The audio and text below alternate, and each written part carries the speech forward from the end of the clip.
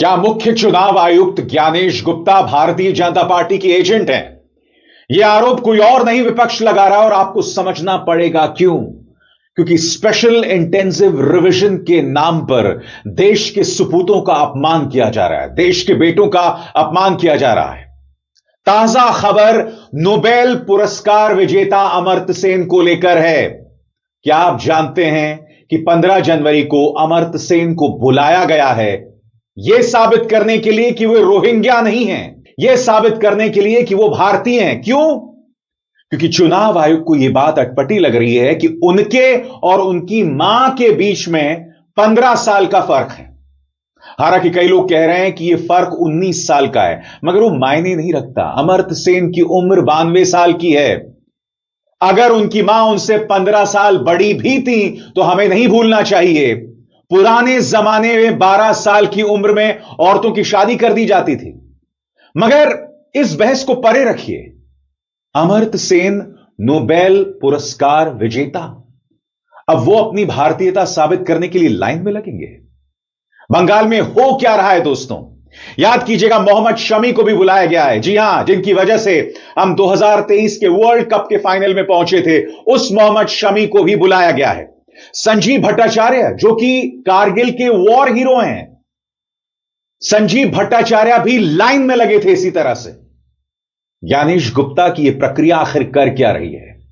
क्या भारतीय जनता पार्टी को दिख नहीं रहा है कि भाजपा प्रायोजित ये जो पूरी प्रक्रिया है वो किस तरह से देश के सपूतों का अपमान कर रही है? सबसे पहले मैं बात करना चाहता हूं अमर्त्य सेन की। दोस्तों, अमर्त्य सेन को आज से नहीं, साल 2015 से परेशान किया जा रहा है। क्यों? क्योंकि वो इस सरकार के आलोचक रहे हैं। याद कीजिएगा, 2015 में उन्हें नालंदा यूनिवर्सिटी के वाइस चांसलर के पद से हटा दिया गया था। उसके बाद शांति निकेतन में उनकी जो जमीन थी, उनकी पैतृक जमीन को चुनौती दी गई थी, जो मामला वो अदालत में जीत गए थे, और अब उन्हें उनकी भारतीयता साबित करने के लिए कहा जा रहा है। ज्ञानेश गुप्ता को 36 तोपों की सलामी, भारतीय जनता पार्टी को 36 तोपों की सलामी। विपक्ष इस बात को लेकर नाराज है। आपके स्क्रीन पर कांग्रेस का बयान। कांग्रेस कहती है, एसआईआर की धांधली को समझिए। चुनाव आयोग ने नोबेल पुरस्कार विजेता अमर्त्य सेन को अपनी नागरिकता साबित करने को कहा है। बाकायदा इसके लिए उन्हें नोटिस भेजा गया है। ज्ञानेश गुप्ता ने चुनाव आयोग की साख पर भट्टा लगा दिया है, वो सिर्फ इसलिए कि उन्हें अपने मालिक मोदी को खुश करना है। अमर्त्य सेन को नोटिस भेजना दुखद है। चुनाव आयोग और नरेंद्र मोदी को इसके लिए माफी मांगनी चाहिए। और स्वाभाविक सी बात है, तृणमूल कांग्रेस भी चुप नहीं है। तृणमूल कांग्रेस इसे बांग्ला अस्मिता से जोड़ रही है। पार्टी का लंबा चौड़ा बयान आया है दोस्तों, और वो मैं आपको पढ़ के सुनाना चाहता हूं। नोबेल पुरस्कार विजेता तो किसी शक संदेह से ऊपर होना चाहिए ना, लेकिन अगर वो बंगाली हो तो तब उसे ऐसी सुनवाई के नोटिस थमा दिए जाते हैं जैसा कि कोई आम अपराधी हो। अमर्त्य सेन, जिनके क्रांतिकारी काम आधुनिक अर्थशास्त्र की नींव हैं, जिन्होंने बंगाल ही नहीं पूरे देश का नाम रोशन किया, जिनके विचार दुनिया भर की यूनिवर्सिटीज में पढ़ाए जाते हैं, उन्हें अब एसआईआर की सुनवाई का नोटिस भेजा गया है। यह बीजेपी और चुनाव आयोग की एसआईआर प्रक्रिया का बेहद घटिया और शर्मनाक तमाशा है। ये लोग हमारे महान लोगों को कीचड़ में घसीटेंगे, हमारी पहचान और गौरव को बदनाम करेंगे, और अगर उनके बंगाल विरोधी बांटने और नीचा दिखाने के एजेंडे में मदद मिलती हो तो किसी भी हद तक गिर जाएंगे। याद कीजिएगा दोस्तों, इसी तरह से मोहम्मद शमी और उनके भाई मोहम्मद कैफ का अपमान किया जा रहा है। मगर मैं आपसे सवाल पूछना चाहता हूं, मोहम्मद शमी को अर्जुन पुरस्कार से सम्मानित किया गया था। ये मत भूलिए, जब हम फाइनल में हार गए थे तो प्रधानमंत्री उन्हें जबरदस्ती खींचकर उनसे गले लग रहे थे। अब मोहम्मद शमी को भारतीयता साबित करने के लिए लाइन में लगना पड़ेगा। यहां पर वो मुख्यमंत्री आदित्यनाथ के साथ दिखाई दे रहे हैं। तो बड़ा प्रश्न, क्या मुख्यमंत्री आदित्यनाथ और प्रधानमंत्री नरेंद्र मोदी एक ऐसे शख्स के साथ फोटो खिंचवा रहे हैं जो भारतीय नहीं है? ज्ञानेश गुप्ता ने इस पूरी प्रक्रिया को लेकर मजाक बनाकर रख दिया है दोस्तों, मजाक बनाकर रख दिया। इत्तेफाकन अमर्त्य सेन वो शख्स हैं जो कि इस सरकार के आलोचक रहे हैं, याद कीजिएगा 2015 में उन्होंने क्या कहा था जब वो नालंदा यूनिवर्सिटी के वाइस चांसलर थे।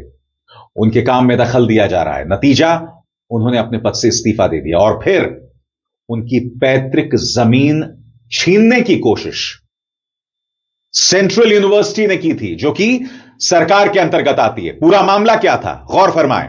और यह मैं आपको इसलिए बता रहा हूं, यह प्रमाणित करने के लिए कि ऐसा लग रहा है कि एसआईआर के जरिए खासतौर से इस सरकार के आलोचकों पर भी निशाना साधा जा रहा है। यह पूरी प्रक्रिया मानो बेमानी बनकर रह गई है। सुनिए पूरा मामला क्या था आपके स्क्रीन पर। विश्व भारती यूनिवर्सिटी ने नोबेल पुरस्कार विजेता अमर्त्य सेन पर आरोप लगाया था कि उन्होंने शांति निकेतन में अपने पुश्तैनी घर के पास यूनिवर्सिटी की 13 डिसिमल जमीन पर कब्जा कर रखा है। लेकिन अमर्त्य सेन ने इस आरोप को पूरी तरह से नकार दिया। उनका कहना था कि उनके पिता ने यह जमीन कानूनी तरीके से खरीदी या लीज पर ली थी और इसके समर्थन में उनके पास जरूरी दस्तावेज हैं। बाद में यह मामला अदालत पहुंचता है दोस्तों, और वहां पर क्या फैसला आता है आपके स्क्रीन पर। बीरभूम की एक अदालत ने यूनिवर्सिटी का बेदखली आदेश रद्द कर दिया और अमर्त्य सेन के पक्ष में फैसला सुनाया, यह मानते हुए कि जमीन पर उनका कानूनी हक है। इस मामले से जुड़ी याचिकाएं कलकत्ता हाईकोर्ट में भी दाखिल की गई थी, जहां अमर्त्य सेन ने यूनिवर्सिटी के आरोपों को चुनौती दी थी। तो देखा आपने, मोहम्मद शमी लाइन पर लगेंगे, अमर्त्य सेन लाइन पर लगेंगे, ये छोड़िए संजीव भट्टाचार्य को भी लाइन में लगना पड़ेगा। अब आप कहेंगे कौन है संजीव भट्टाचार्य? संजीव भट्टाचार्य वो शख्स था दोस्तों जो 1999 के कारगिल वॉर में टाइगर हिल्स के आसपास थे। 2002 में जो एसआईआर की प्रक्रिया हुई थी, उस वक्त जो चुनावी प्रक्रिया हुई थी, वो उसका हिस्सा नहीं बन सके क्योंकि उनकी वॉर पोस्टिंग थी, अग्रणी पोस्ट में वो तैनात थे। अब करगिल के एक वॉर हीरो को लाइन में लगाया गया है, जैसा कि यह खबर कह रही है। यह खबर क्या कहती है? Made to stand in SIR queue, Kargil war hero endures harassment. सरल शब्दों में कारगिल के एक हीरो को लाइन में लगवाया गया अपनी भारतीयता साबित करने के लिए। और हां, इनका नाम इमरान खान नहीं है, इनका नाम संजीव भट्टाचार्य है। यह खबर क्या है दोस्तों, मैं आपको पढ़ के सुनाना चाहता हूं। A Kargil war hero who was in Leh protecting India's borders when the last SIR of electoral rolls was held in Bengal in 2002 is among the 32 lakh odd citizens queuing up for hearings to get back their voting rights. Sanjeev Bhattacharya, 64, who served in Indian Army's Bofors unit from 1980 to 2006, was posted near Tiger Hill during the 1999 Kargil conflict, had to join a long queue at the Barsat Block I office with documents in hand on Wednesday. सरल शब्दों में कहा जाए, भारत के सपूत को line में खड़ा होना पड़ा था यह साबित करने के लिए, हाथ में डॉक्यूमेंट लिए कि मैं एक भारतीय हूं। सीधा सा सवाल दोस्तों, एक सैनिक को भी यह साबित करना पड़ेगा, एक नोबेल पुरस्कार विजेता को भी यह साबित करना पड़ेगा, भारत के एक शानदार क्रिकेटर को भी यह साबित करना पड़ेगा।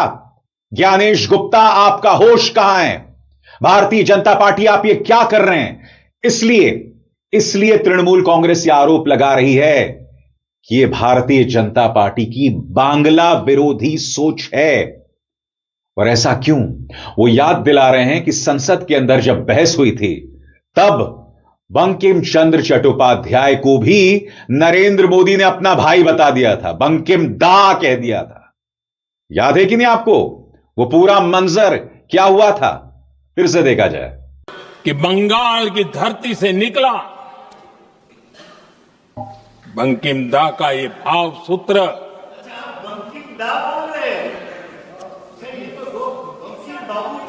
बंकिम बाबू बोले। अच्छा, थैंक यू। आपकी भावनाओं के लिए मैं आदर करता हूं। बंकिम बाबू ने थैंक यू दादा, थैंक यू। हाँ, अब आप मुझे बताइए, विपक्ष को तो मौका मिल गया ना इस पर राजनीति करने का, और क्यों ना राजनीति करे? भारतीय जनता पार्टी को यह मानना पड़ेगा, यह पूरी जो प्रक्रिया है एसआईआर, वो कहीं ना कहीं कई मामलों में छलावा बनती जा रही है। बेवजह बेतहाशा पैसा खर्च किया गया है। लाखों लोग वोटर्स लिस्ट से हटा दिए गए, कहीं 36 लाख, कहीं करोड़। आप जानते हैं दोस्तों, दोबारा उस लाइन में लगना कोई आसान बात नहीं है। कई लोग थक हार के कहते हैं कि कौन जाए फिर लाइन में लगे, मगर इस प्रक्रिया को शुरू किया गया है। कौन चाहता था यह प्रक्रिया, हम नहीं जानते। क्या आम मंत्रणाएं हुई? नहीं हुई, मगर यह सब ड्रामा किया जा रहा है। और इसके जरिए संजीव भट्टाचार्य, अमर्त्य सेन, नोबेल पुरस्कार विजेता मोहम्मद शमीन, सबका अपमान किया जा रहा है।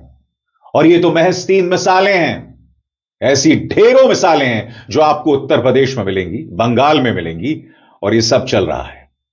रहस्यमय तरीके से लोगों के नाम हट रहे हैं। ये कौन लोग हैं, कोई नहीं जानता है। How shameful and shame on you Gyanesh Gupta. Abhisar Sharma को दीजिए इजाजत। नमस्कार।